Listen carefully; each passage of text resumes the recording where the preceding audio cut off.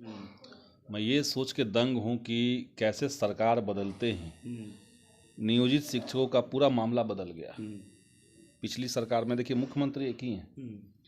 पिछली सरकार में जब हम लोग साथ थे तो हम लोगों ने लड़ करके झगड़ करके तर्कों के माध्यम से आंदोलन के माध्यम से सरकार को इस बात के लिए बाध्य किया था कि नियोजित कर्मियों को राज्यकर्मी का दर्जा देंगे। जैसे ही भाजपा के साथ वो चले गए, हमने देखा कि नियोजित कर्मियों को राज्यकर्मी की बात छोड़ दीजिए, जो उनकी नौकरी अभी है उसको भी किसी न किसी तरीके से खा जाना है, ख़त्म कर देना है, इसकी तैयारी होने लगी। कहा गया कि जो लोग सक्षमता परीक्षा में भाग नहीं लेंगे उनकी नौकरी ख़त्म हो जाएगी, जो लोग भाग लेंगे और फेल कर जाएंगे उनकी भी नौकरी ख़त्म हो जाएगी। केवल 4 बार परीक्षा होगी और उसमें 3 में आपको बैठना पड़ेगा। तो ये सरासर गलत है। और जो 5 अगस्त के दिन मुख्यमंत्री जी के साथ महागठबंधन की बैठक हुई थी जिसमें ये फैसला हुआ था, उस बैठक में मैं भी था, तो उसमें जो बात हुई थी ये उसके सीधा उलट है। उस समय ये कहा गया था कि सक्षमता परीक्षा बहुत मामूली परीक्षा होगी, उसमें जिस क्लास के जो शिक्षक रहेंगे उसी क्लास का उसी विषय का सवाल पूछा जाएगा। अगर कोई प्राइमरी का शिक्षक है तो 5वीं तक की पढ़ाई से ही संबंधित उनको सवाल रहेगा, बहुत आसान रहेगा, ये सब कहा गया था उस समय। और जो फेल कर जाएंगे या जो परीक्षा नहीं देना चाहते हैं वो नियोजित कर्मी रहेंगे। लेकिन अब नौकरी छीनने की बात हो रही है। हम लोग जो बात कर रहे थे कि 17 साल बनाम 17 महीना, वो यही दिखता है कि 17 साल में आपने बहाली नहीं निकाली, हमने बहाली निकाली।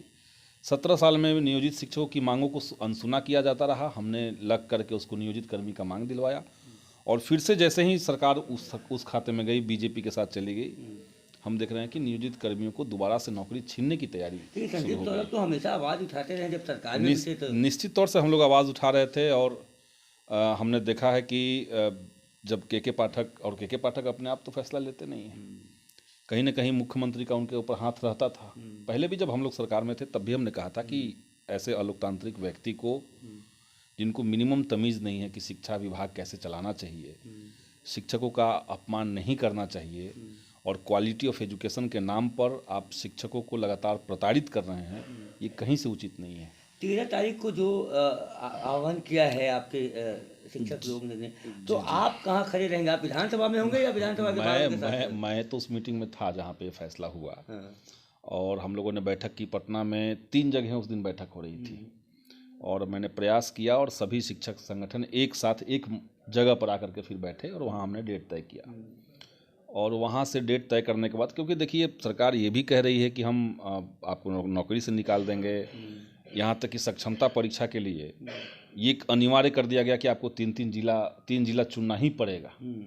जबकि 2020 का सेवा शर्त नियमावली अगर पढ़ा जाए ठीक से तो उसमें ये जो जितने नियोजित शिक्षक हैं उनके लिए एक बार ऐच्छिक ट्रांसफ़र की बात की गई थी, वो आपने लागू नहीं किया।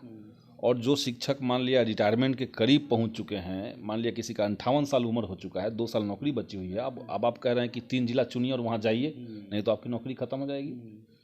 तो ये शिक्षकों के साथ घोर अन्याय है, और बिहार के शिक्षक इस तरह के तुगलकी फरमान को स्वीकार नहीं करेंगे।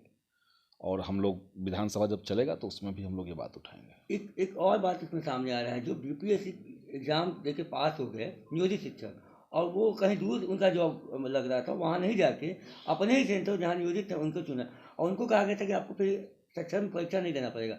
अब उनको भी कहा जा रहा है कि देना पड़ेगा। बहुत तरह का पेंच है, मैं क्या कहूँ। देखिए ये भी है, प्लस जो बीपीएससी से ही बहाल हुए हैं, मेरे पास एक वीडियो एक लड़के ने भेजा है, विकलांग लड़का है, उसका घर है औरंगाबाद और उसको रोहतास जिला मिला है।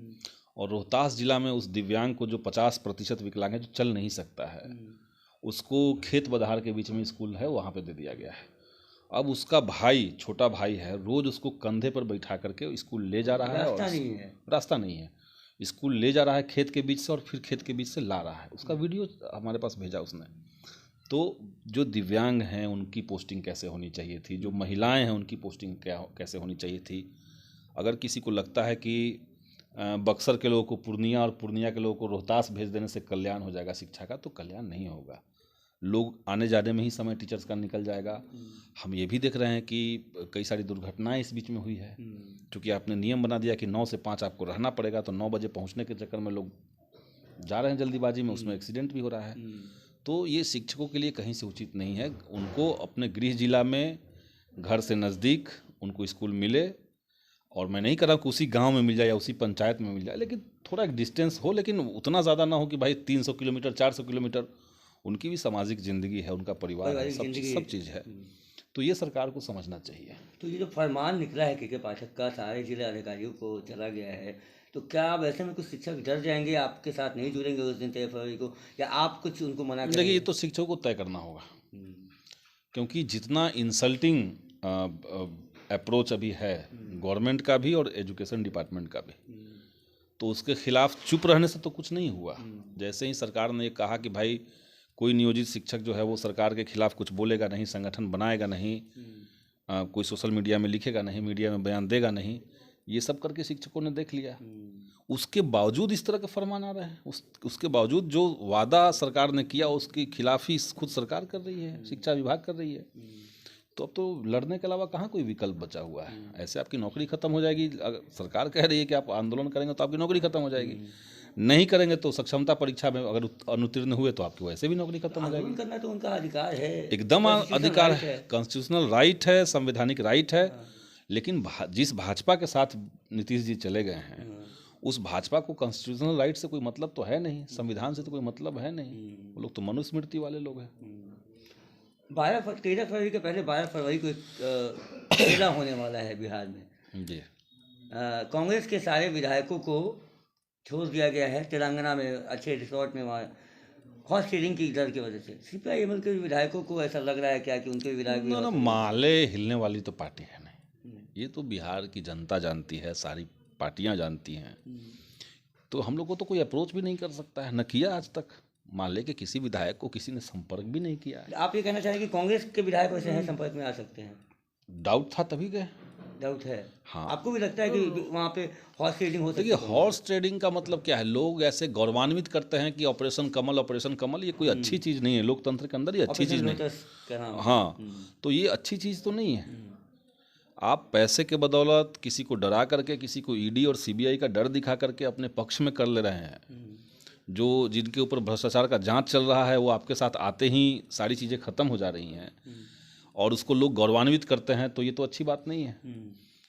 तो इसको गौरवान्वित भी नहीं करना चाहिए। विधायकों की खरीद बिक्री, सरकार को गिराना, उठाना, पटकना, ये सब करने का चीज़, इसको जनता को खारिज करना चाहिए। और ये भाजपा का राजनीति का ट्रेडमार्क बन चुका है। चंडीगढ़ में कुछ हुआ है जो कल एक फैसला आया है आपको? हाँ, मैं CGI ने कह दिया कि murder of democracy, mockery of democracy, इतनी बड़ी बात CGI कर रहे हैं। अभी तक मेयर अभी तक बना हुआ है। देखिए, देश में जिस तरीके से चुनाव आयोग को अपने कब्जे में बीजेपी ले रखी है, जब देश का चुनाव आयोग उनकी जेब में है, तो छोटे छोटे जो चुनाव हैं, मेयर के जो चुनाव हैं, उसको तो खुलेआम कैमरे के सामने ये लोग मैनिपुलेट कर ले रहे हैं। जिस चुनाव में बीजेपी की हार तय थी, 16 लोग इसके थे, 20 लोग उसके थे, तय थी, वहाँ पे कैमरे के सामने, वहाँ जो प्रोसाइडिंग ऑफिसर था उसने कैमरे के सामने माने अनिल मसीह उन्हीं के आदमी थे, तो सब जगह तो अपने लोग बैठा लिए हैं ये लोग। और ये झांकी है, मतलब कैसे भाजपा चुनाव जीतती है, 2024 की झांकी है ये।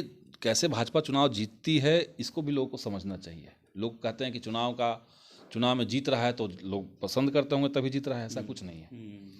तो इसलिए हमें लगता है कि उस व्यक्ति के ऊपर कार्रवाई होनी चाहिए, उसको जेल में डालना चाहिए। ये मेयर का जो चुनाव, ये सवाल खड़ा करता है 2019 का लोकसभा चुनाव। बिल्कुल 19 का चुनाव, तमाम जो राज्यों में चुनाव हुए हैं, किस तरीके से, जैसे बिहार का 2020 का अगर चुनाव आप देखें तो कई महागठबंधन के विधायक जो बहुत करीब थे, करीबी फाइट में थे, उनको जानबूझ करके हराया गया था।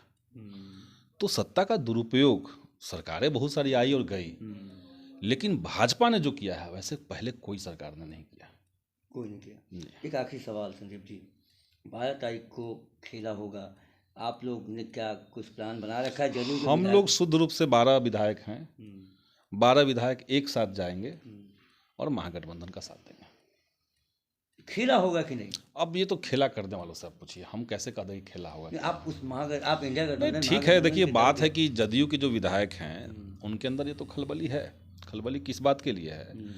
क्योंकि कल तक जदयू के जो विधायक घूम घूम करके जनता के बीच में ये बात कह रहे थे कि देश का संविधान, देश का लोकतंत्र सब खतरे में है, आप लोग के ही मीडिया में नीतीश कुमार जी बार बार ये कह रहे थे कि आप लोग को गुलाम बना लिया गया है, आप लोगों पे कंट्रोल किया जा रहा है, हम जब बीजेपी को हरा देंगे, बीजेपी जब हट जाएगी तो आप लोग आज़ाद हो जाएंगे। अब अचानक से अगर नीतीश कुमार जी ने यू टर्न ले लिया, अब उनको संविधान और लोकतंत्र खतरे में नहीं दिख रहा है। अगर विजय कुमार चौधरी जी सदन के अंदर 25 बार ये कहे हैं कि देश का जो संघीय ढांचा है, जो गैर भाजपाई राज्य हैं, उसको जानबूझ करके इकोनॉमिकल क्राइसिस में ढकेला जा रहा है। अब अगर वो यू टर्न ले रहे हैं तो उसके पीछे पीछे सारे विधायक यू टर्न ले लेंगे और जनता उनकी बात मान जाएगी, ये तो ज़रूरी नहीं है। इसलिए विधायकों में एक तो उहापोह की स्थिति है। तो अगर खेला होगा तो वहीं से होगा और कहीं से तो कुछ होना नहीं है।